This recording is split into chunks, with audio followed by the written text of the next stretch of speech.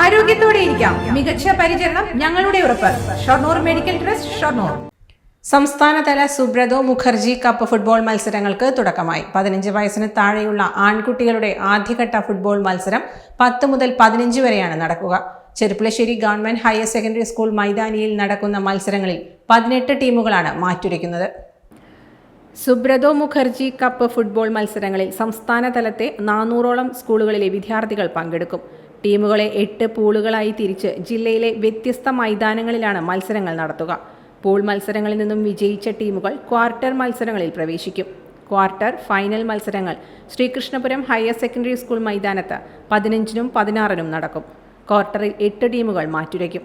തുടർന്ന് 17-നാണ് ഫൈനൽ മത്സരം നടക്കുക.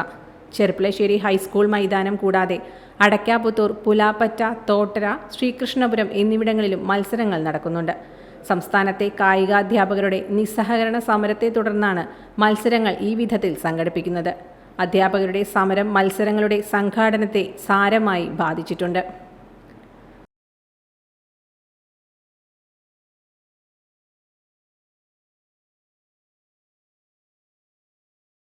Time kids pre school, Mannannur road, Vaniyamkulam. Dot view news. കാഴ്ചകളാണ് ലോകം, കണ്ടു തുടങ്ങുക.